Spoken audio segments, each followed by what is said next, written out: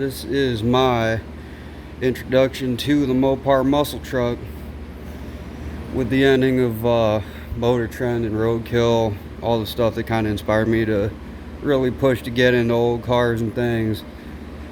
Seemed like the most fitting name. Now, this one happens to be a 1981 d150. So as far as the order of the video, I'm gonna just give a walk around of it, and then after that, you know, as I'm walking around, I'll be giving details about it. Every bit of information I got told by the old owner as far as specs and all that stuff. Then I'll get into what it came with, and I'll finish up with my plans for the thing. I'll give you a quick walk around of the thing, and then after that, pop the hood, go inside of it, all that good stuff.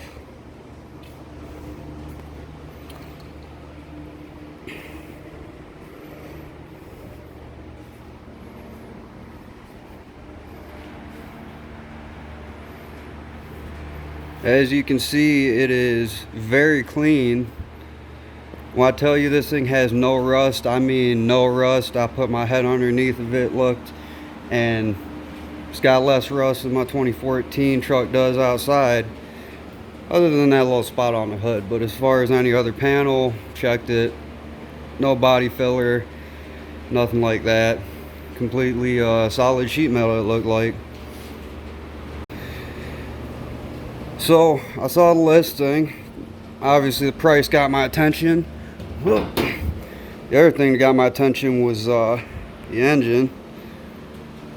This is a LA 360, bored 60 over, poured and polished X heads with big valves, air gap, dual plane intake. Seems like what everybody uses on these things, with a 650 Holly on it.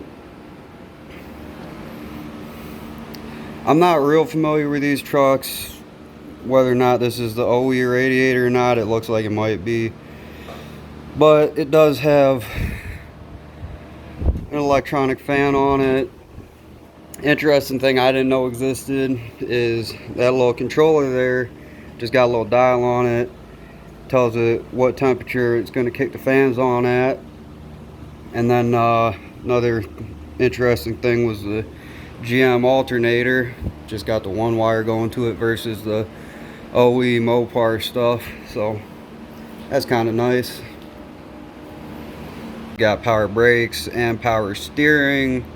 When it comes to older stuff, I would prefer manual like my Barracuda has, but honestly, I ain't gonna complain. This is a daily, it's gonna be a daily, so those creature comforts just fine with me. As far as camshaft, guy didn't know all the specs on it, but he did say it was purple shaft with 495 lift. Other than that, no specs on the thing. Maybe if one of y'all are savvy to a common purple shaft with that amount of lift, you can let me know in the comments what I'm dealing with here. From what you could hear, doesn't have much chop. That's fine as long as it drives well, performs adequate, whatever. Then the amount of chop it has really don't matter to me. Behind this, 727 B&M deep pan, 2300 stall converter, I believe the gentleman said, and reverse manual valve body. Of course, got your MSD ignitions, 6AL box with a MSD Blaster 2 coil behind it. This thing was kind of getting set up for drag racing, I guess.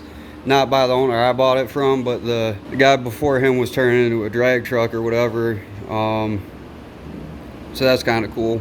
The guy I bought it from was trying to convert it more into a street-friendly truck, but he ended up buying a big block duster, so we needed to get a little extra cash, and this thing was going for the right price. Now, I get this is only like an 80s truck. 80s really ain't that long ago or whatever. But the surprising thing for me is always when electronics work. So wipers work, heater cores in there still, all that stuff, or heater box, whatever you want to call it. That all works. The blower works. Headlights, tail lights, all that good stuff works. So I can always appreciate something like that. Sunroof. I personally don't care for a sunroof, but you know, it's on here, so congratulations to me. You can see on the inside, door cards, dash, all very clean. Gauge cluster is all missing. The guy I bought it from was, he had gauges in here, but he wanted to keep them for his duster. Fair enough, so I just got to stick some gauges in it. No big deal. Obviously, gotta have your floor shifter for your drag truck. We'll get into that pile of stuff in a minute. You can see all the scratches around it, whatever. So under the plastic, got a 5-gallon fuel cell. Doesn't have the factory tank in it, and I am looking to daily this come spring, summer, fall next year. So that's gonna go, and we're gonna put a factory tank in. Now, something that y'all might have noticed, if you know anything about these, I didn't, of course, but the guy I bought it from told me what the deal is here. That is a tailgate off of a mid-50s Dodge truck. Apparently he paid $400 for that thing, because when he bought it, it didn't have a tailgate, so he sprung for this thing. So it's got the nice raised lettering on it, which I think looks great. Whole truck bed is bed lined, so that's also kind of nice.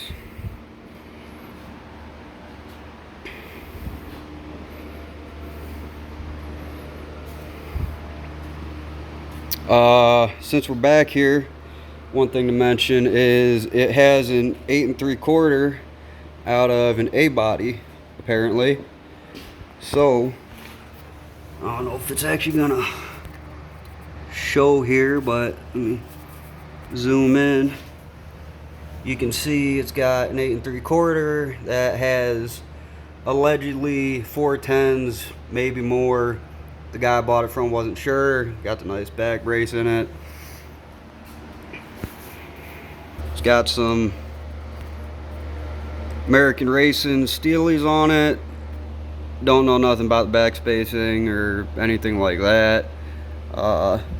Cooper Evolution tires, also don't know anything about those. But that's what it's got for wheel and tire. My short-term memory is that of that's good. My short-term memory is that of a Goldfish, so it's pretty poor. Don't remember what order I said I was going to be mentioning things, but we're on the passenger side. We'll talk about what it came with. Air cleaner was on it, but I took it off to throw some gas in the car. It had been sitting a while. You can see here, this is a seal kit for the entire truck. Now, interestingly, I checked all the seals. Front glass, back glass, sunroof, all good. Door seals, also all good. The only seals that seem to need to get replaced are these window seals here. You can see they got some cracks on them. Kind of doesn't even exist over here. So how much of that I'm gonna end up using at the moment, I don't know, but definitely at least these are getting done. It's got a bunch of nice parts on it for what I bought it from. That's absolute steel. Not an important feature, but it's got switch panel there, push button to run the starter, and electric fuel pump. Now as far as what it came with, extra dipstick, tube with the dipstick because the handle broke off the old one. The big deal here is came with cow track bars. I guess from what the guy I bought it from said, it'll do a burnout, obviously no problem, but it'll chatter your teeth right out your head. So I got free cow track bars. These are definitely going in. Got all the bushings and washers, U-bolts, everything I need for that. So that was kind of cool. And it also came with the stock valve body. I got no intentions of putting that back on, but you know, it's there if I need it. Nothing interesting in the glove box there, but yeah, came with a few parts extra. Came with a lot of nice parts on it or installed or whatever. Now, plans. Obviously you can see here and there and a couple other spots the paint's rough. The way the guy advertised, he said it runs great, drives great, all that stuff, but the paint was done pretty poorly by whoever done a paint job, so that needs to get redone. So plan is to strip this all down, paint it, and as far as colors and stuff, if you're actually interested in that, you have to just watch the video I'm gonna put out about it. But I think it'll look way better. A lot of people, I've got a few comments on this thing. A lot of people dig the orange, just said, oh, just touch it up, you know, that type thing. Looked great, and it looks okay to me, but the black wheels kind of gave me an idea. So whenever I get around to that, I'll put a video out. But yeah, main thing, paint the whole thing. After it gets painted, it's going to get full custom exhaust. Since I want to daily it, the whole open long tube header thing is kind of obnoxious, and that's what that's going to be for anyway. So I'm going to tone this down a little bit. That should be fun. That's probably going to be my favorite thing to do. I love doing exhaust, especially custom jobs like I'm going to be doing with this thing. So paint is first, exhaust will happen. Obviously, like I said, fuel cell coming out, regular gas tank going in. On the fence about the bumper. Kind of not a fan of how it looks. Same thing with the lights. Might make those a little more minimalist, or I don't know what you want to call it, but something that's not as bad as far as sticking out. Same thing with the bumper. I don't know if I dig on the bumper. Kind of an ugly thing sticks out, so maybe just take that off. Whether or not I put a roll pan on or something after, I don't know. I don't know what it looks like under there. As far as the bed, I like that there's a bed liner in it already. I kind of want to get a little fancy with this and do one of them wood drop-in bed floor type deals. I think that might go with the paint scheme I'm thinking of, but we'll get there when we get there. But yeah, other than paint, gas tank, exhaust, and potentially a different bed floor, that's kind of it. One thing I am considering is this car got a 7 1/4 in it. Now, a while back I bought an 8 3/4 for it out of B body. Obviously those are most common, so I got that thing dirt cheap. My thought here, I think I already know where I'm going with it. Take the housing out of this thing. I'll keep the 410s for this, but I'll take the housing, axles, all that stuff, put it in this, take the B body rear end, put it in this, because as far as fitment goes, I really don't want to have to run wheel spacers, and I would like the tire to come out a little bit farther, put it more in line with the fender here.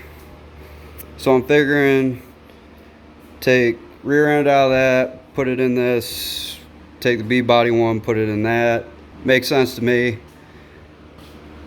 but we'll see how far I get with this before I'm gonna go swapping the rear end out. It does run and drive perfectly fine, so I don't want to mess with nothing quite yet mechanically. That's kind of it. It's a truck that needs a paint job. Oh, obviously it needs gauges, but you know, who cares about that? There's nothing really fun about that. It's just to get functional. But yeah, main thing is just paint. Bought something that was a good price, nice parts, close to being done. Since I have so much to do on that, I kind of want just a fun, easy project, something quick I could get done, and that's what this is. Also, plans with that have changed a little bit, where it's not gonna be the most friendly thing to daily, so also it just made sense to buy something that's still a hot rod, but a little more practical, a little more reasonable. I'll probably still end up dailying that thing whenever it gets done, but like, you know, we'll see. Anyway, another vehicle to the fleet, another project, because I obviously don't have enough. So hopefully tune back in when I get moving on this thing.